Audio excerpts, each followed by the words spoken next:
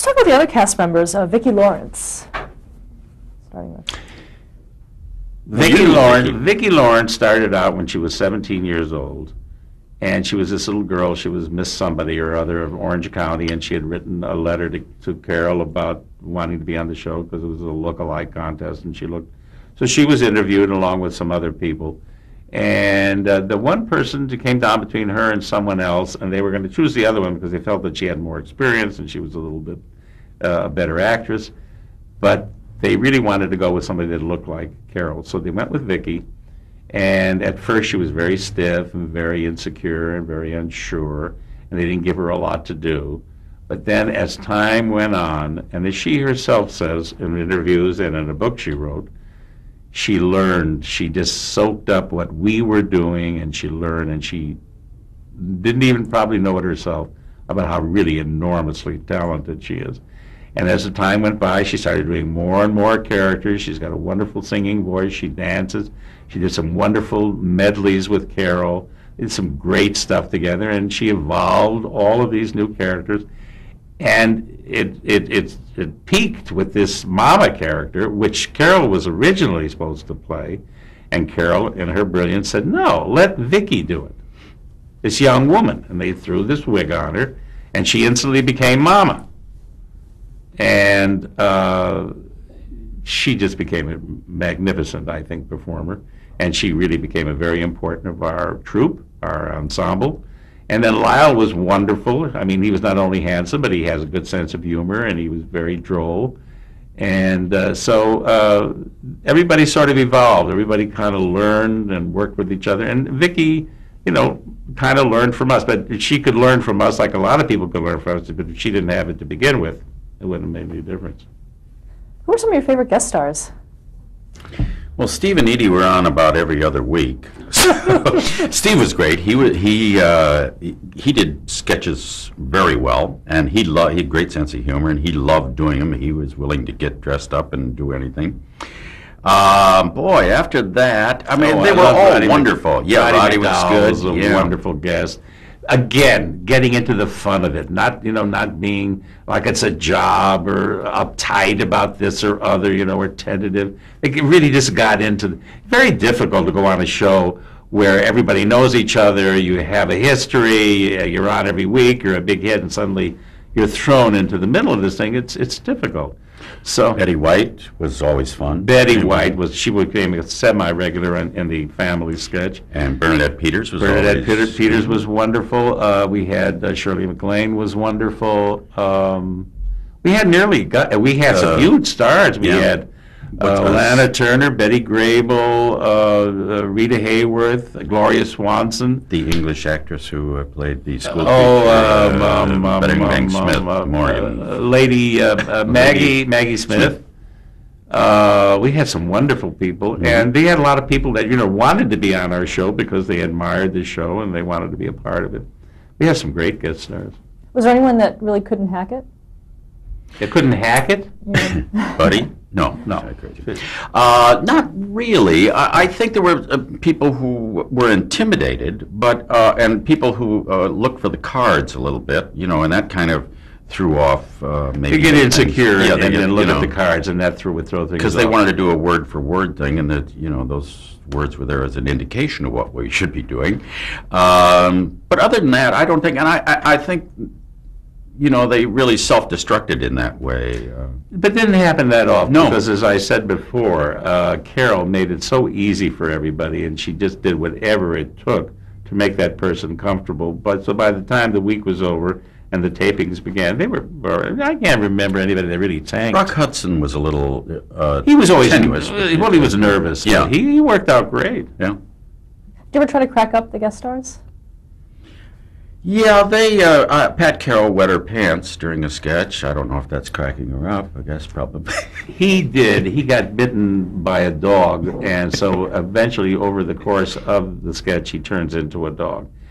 And of course, I had drunk quite a bit the night before, so it was a little difficult for me to keep a mustache on my face because the vodka was pouring out. So I had trouble just getting my mustache out. Now, We did 2 shows, one air show, one dress show, which were both taped, and it was an edited version of both for the final. And during the first show, Pat Carroll, who was a marvelous entertainer from New York, more theatrical, said, "This is the most unprofessional thing I've ever seen in my life. What is this laughing business in the middle of a show? I mean, it's just," and she was serious. She says, it's unprofessional. I mean, we're not amateurs here, and we have to have some discipline, some pride. So we said, we'll try our best. And in the next show, he was doing his dog thing. She laughed so hard that she did pee her pants and left the stage. You want to talk about unprofessional? She still had dialogue left. She could not say, she left. So meanwhile, he is doing a number with, I'm trying to eat hors d'oeuvres, and well, you have to see it. And my mustache is coming off, and I'm sweating. I'm laughing so hard. You really got, again, you have to see it to appreciate it. What was the question? I don't know. You weren't listening. No, not at all. No. No, what did you ask, Johnny, that made us start talking about that? Do we ever have people who, I don't remember the question. That's okay. Let's move on. That's Okay. all right. When were you considered a team? When did that happen? How did that come about? I don't know. I think people just actually put us together. They assumed that we were on that show together, and then we just continued to, we'd fall in and out of different situations together, and now we're walking around the country with this traveling variety show, bringing back vaudeville. Nobody ever thought vaudeville would come back, but we have actually brought back vaudeville. Television is probably on its way out, and most people will be doing vaudeville now. Joe used to say that we're one of the few teams that are left. Funny, I never think of us as a team, but I guess in a kind of a way we're a team. I often wondered whether we would have been inducted into the Hall of Fame singly. We were inducted together.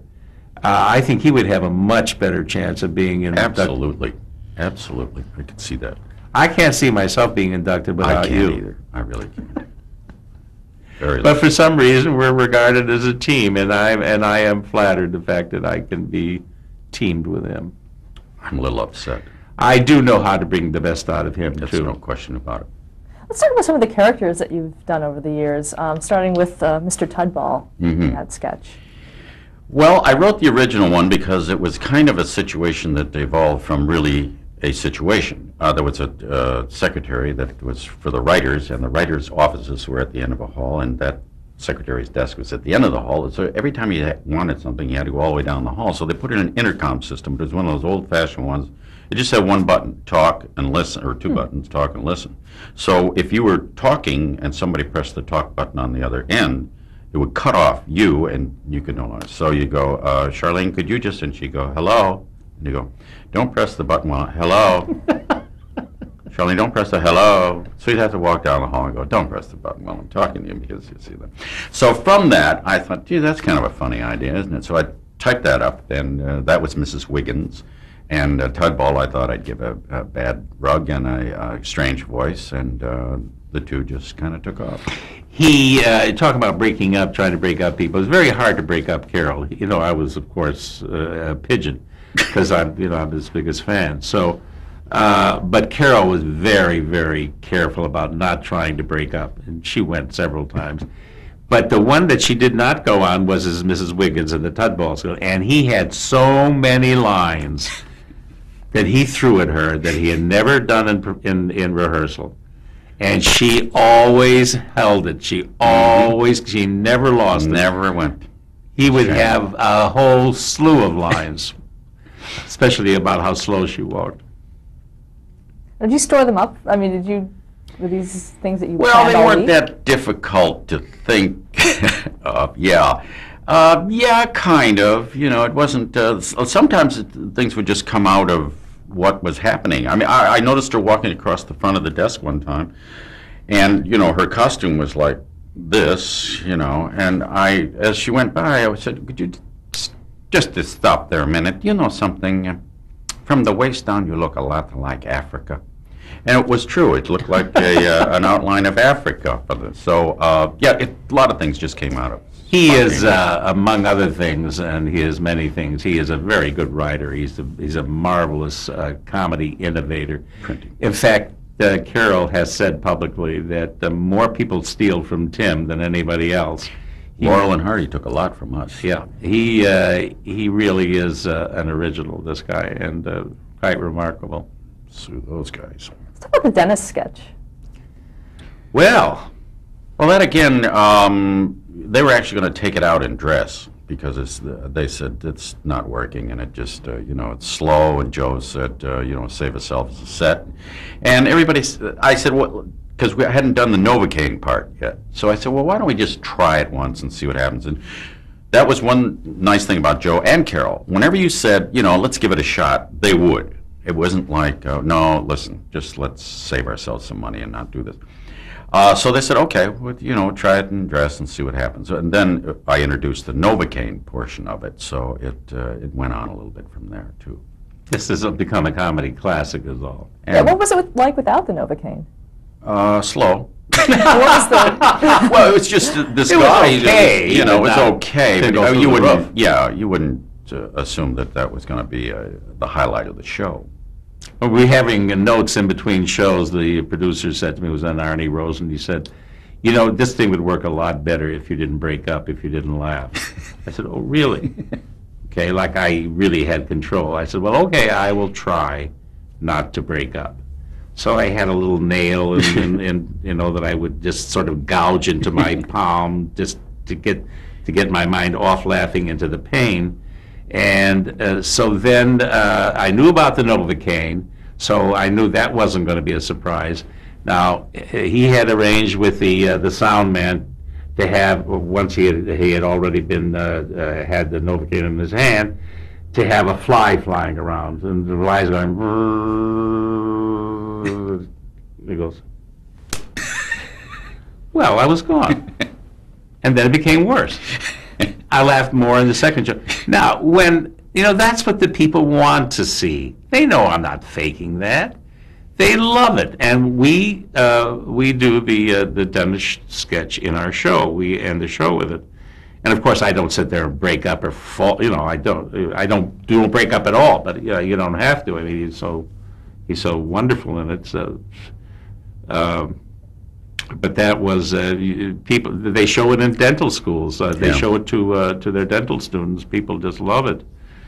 It's really. And that's another sketch that actually came from a real situation. I knew a dentist who was in dental school, and it's like being in barber school. You get to get free haircuts, and you can get a free haircut if you don't mind this guy chopping you up. So you could have dental work done for them to practice. And he had the Novocaine, and they pulled the guy's cheek out. And he said, "I'm going to give you a little thing." And he went, zzz, and it went through the guy's cheek and into his thumb. So he went, and then he realized, Jesus. So now the guy's got a thing here, and he doesn't want to tell anybody. So that's kind of where that came from. Yeah. Yep. Carol insists. Another sketch. Well, there's another one. This is, of course, where we used Vicky. Of course, they didn't want to use her a lot, so she would come in and say one line and then say, well, I'm going over to Marsh's for some, to have a soda. And she would immediately, that became a running gag that we got rid of her as fast as possible.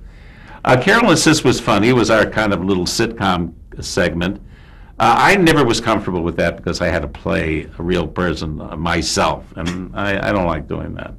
I'd rather be something bigger than life. So, but that was a very popular part of the segment, the runners that we did with Carol Insists, and it was really kind of based on Carol and her own sister, when they were living together in an apartment in Hollywood, which he has written a book about and a play. So that was kind of based loosely on that. But I don't like when I have to play a person, a real person. I'm not a real person. No, definitely not. What about F. Lee Korman? F. Lee, no, Bunny. not F. Lee Bunny. F. Lee Bunny. That was him when he played the bunny. Yeah, I was. F. Lee Bailey was F. Lee like, Bailey he was was a the- lawyer, but he was really a rabbit. Yeah, Just make him into an animal and. Yeah, you do. Yeah, you become a character, and of course you're in a rabbit outfit, so you have to also act as a rabbit. But trying to do something with a serious vein, dressed in a rabbit outfit, and doing rabbit maneuvers, kind of lends itself to comedy. I would say. How many animals did you play? You played a dog, you played a bunny, you Lion. played a lion. Oh gosh, boy. Oh, frogs. Yeah, frogs. One of our favorite guest stars, at least mine, was John Biner, and John Biner came on. He does a great Donald Duck. So we did a sketch where Donald Duck was the star of the studio, and I was the head of the studio, and I had to tell him that he was fired. This is, again, something you should show of John Biner doing Donald Duck. I don't know, there's something about doing animals that makes Yes. yes. Yeah, when you take on their persona. Not that thing. How about the old man? Again, that was not a character that they had seen until I actually did it on the show. I came to the door, and I was walking to the couch, and I happened to pick up the rug as we went, because I was shuffling across it, and it started to gather in front of me. And I thought, you know, if I continue this way, this sketch could be about 17 minutes long. So I was looking into the back of the booth, waiting for them to go, okay, that's funny, now just walk in and sit down. And they never did, never stopped, you know, so I just kept going at that speed, and it ran over a little bit, but then that was kind of the start of the old man. But that wasn't the one where you actually fell down and rolled yourself into the rug. So No. that Yeah, right. he once fell into the rug and actually kept rolling and rolled the entire, so that he was rolled into the rug. He also was the only one I've ever seen who fell upstairs. If people fall downstairs, he fell upstairs. So, you know, as I said before, the things this man can do, he was an acrobat. He has tremendous use of his body. I mean, he can crawl and do somersaults and do whatever. But he had the body, the control of his body to act. Think about it, falling up. Do that a lot at home. You know. Yeah, I'm sure you fall down a lot. Oh, at yes, home. yes. How'd you guys work with directors on the show? We had one director, didn't we? I mean, with on the Burnett Show. Yeah, Dave Powers? Dave Powers, yeah, great. You know, I mean, we were a family unit. You know, nobody. We were just, you know, nobody was the boss. Nobody said, well, this is the way it's going to be. You know, we all just kind of worked together. And then when we did the Wednesday night run through, the Powers that would be the producer, and you know, they would make the final decision. But you know, Dave was just perfect. He said, well, let's try this, let's do this. You know, there was no hierarchy. You know, we were all together. We were all working. Like I said, even the camera people, the stage managers, the writers, the cue car guys, whoever said, hey, wouldn't it be funny if? You know, that's how you do it. Let's talk about some of the spoofs that you did. Lovely Story. Lovely Story. That's when I did. Is that the? Love Story. Me, Ryan O'Neal, Oh, and Ryan Allie. O'Neal, Oh, yeah. yeah, that was such great fun. Oh, my goodness. Yeah, we did great spoofs. We did Love Story. We did Mildred Fierce. We did the Strange Crossing or whatever they call I can't even remember. We did Gone with the Wind, I think Gone was with the what it is. Wind, Random Harvest. I think, you know, one of the reasons the show had to go off was we had spoofed and parodied nearly every movie there was and musical. And we had such great fun with it. And I don't know any other show that would devote sometimes a half a show to a parody, sometimes a whole show. Yeah, but the Mickey Rooney Broadway thing, God, that was half. I think that might have been half, or it might have been Yeah. the whole show. Nobody was doing that, and because Carol loved it. I mean, you know, she worked in a theater in Hollywood and loved movies and loved movie musicals. And she was, I don't know, Joan Crawford and Lana Turner when we did The Postman Always Rings Twice, and what fun. Did you have a favorite?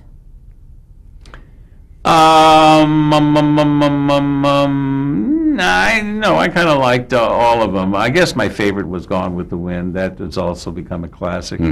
I had worked all week on how in the heck I was going to be Clark Gable, and I hadn't a clue about what to do, how to sound. You know, I didn't want to do all those the comics that are always doing what's Clark, you know, and there's so many people that did that. When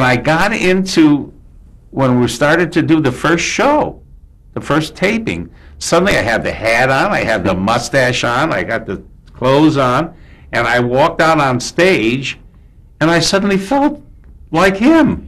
He was actually And better the than voice Clark Gable. came out of me, and I wasn't even trying. And I looked, I said, my God, I look like him. I am him. You know, it was just the most amazing thing, and I couldn't prepare for it. It just kind of happened spontaneously.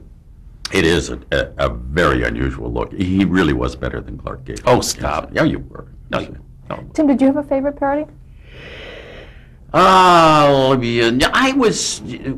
did one on Little Foxes one time that, I mean, was just silliness. You know, Carol is reading this will, and if somebody dies, somebody else is going to become, and we had to kill people along the way. And I just played a character that had cross eyes, and this stupid I was Leo. And in shooting Mr. Korman, I just put the gun in his pants and fired it, and of course he was dead. And there's the thing, the waist down. Yeah, from the waist. All of these people were lying on the floor laughing, and I was the only one left. And Carol said, you know, and so I point the gun at my head and I fire it, and it doesn't do anything but uncross my eyes. And I'm going, I could see. And then she shoots me, and it's just this pile of people giggling on the floor because it's so insane that we're doing this. I don't think Tim really liked parody. I don't think Tim... I never understood it. I didn't even know who I was in Gone with the Wind. Can you imagine him being Leslie Howard? So, you know, obviously this is not going to be a parody for him. That was a soldier who came. He had to do his own characters and his stuff that he had written himself and pretty much himself. And say he's come up with some fabulous characters, but as far as parodying that wasn't his strong suit or desire. What about sketches? Favorite sketches? I still enjoy The Dentist because I like seeing Mr. Korman going sideways. You can see just a little smile coming, then he's gone. But that was the first time, and now I don't do it anymore. No. Any sketch that we did together, we did many, many sketches that you don't see because the first 5 years of our show were never rebroadcast. There was a lot of business reasons, and there were a lot of different owners and people that had interest in it, so it was too complicated. So the first 5 years of our show have never been done, as far as I know. None of repeat. So we did many sketches together. We were cops together. We were truck drivers. We were two soldiers on an island. We were I don't know a dozen or more of them that were just such great fun. Mm-hmm. Were there ever any censorship issues on the show? Carol never tread on those grounds. I mean, there was never a question of, let's try to get this in, you know. No. So that wasn't part of the show, and so we never really had to answer to them. Once in a while, somebody would come down and say, listen, you can't say that. We didn't even know we were saying it. You know, that's a... I mean, it really was like hells and dams. Yeah. We'll give you a hell if you'll take away a dam. We'll give you 2 hells if you take away this, you know. Yeah. But it never got stronger than that. You just didn't do it in those days. And as he said, we weren't in that business. We weren't in that business to do that. We weren't provocative. We didn't take on issues. We didn't get political. We were having fun. How did you keep the show fresh year after year? Good writers. Enjoying Mainly, it, yeah. Just if you ain't got it on the page, yeah. no, it starts with the writers. New ideas, fresh ideas, if there is such a thing, but new ideas or old ideas with a fresh twist, and then having us, who are all pretty creative in our own way, we kept it fresh pretty well. And I think one of the reasons that Carol went off after 11 years was she felt, you know, we pretty much did this, and we don't want to stop repeating ourselves, and let's go out at the top. And I think she was very smart to do. You have to know when to stop. She had done over 1,300 sketches. That's a lot of material. Do you think the show kept up with the times? Oh, yeah. I think so, yeah. But never directly. I mean, if somebody made a mistake in their life, as they do nowadays, I mean, they didn't drive it into the ground in those days. I mean, on the Tonight Show, they'll attack you, they'll get you on the news, they'll get you, your career goes in the toilet in an afternoon. But Carol didn't, always kept things fresh. I don't remember the question, but the no, I answer was mean, good. I had good no, writing. you mean just sort of what Saturday Night Live does. Yeah. I mean, whatever is happening, you do a sketch on it. No, we weren't in that business. We were in the old-fashioned, Yeah. we're going to do a parody. So the world could be coming apart that day, but we're going to be doing a takeoff on Mildred Pierce. Mm-hmm. I mean, we were totally divorced, separated from that kind of thing. We weren't in that. The Smothers Brothers, which were taping around the same time we were, that was their business. I mean, they had a fabulous show, a musical comedy show, but they got into issues big time. But that's what they did. That's what they wanted to do. We were not like that. When did you leave the show? I left at the end of the 10th year. I had gotten an offer from ABC to do my own show, and I thought I ought to give it a chance, see whether I could make it on my own. I had about 3 or 4 different shots. I could not do it. And I realized I wasn't a star. There's a certain thing about being a star. Carol Burnett is a star. Red Skelton is a star. Danny Kaye, et cetera, et cetera. He ain't a star, and I'm not a star.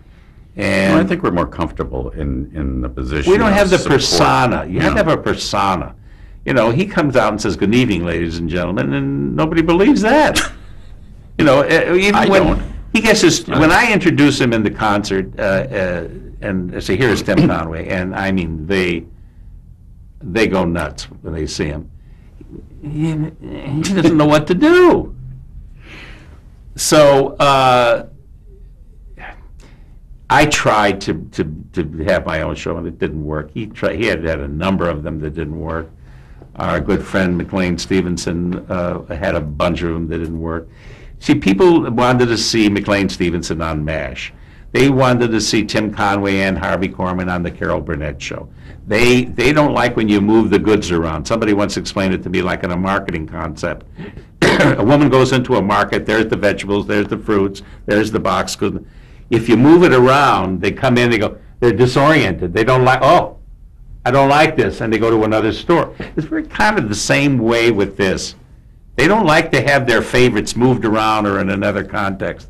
They get, excuse me, they get hostile. They don't like it.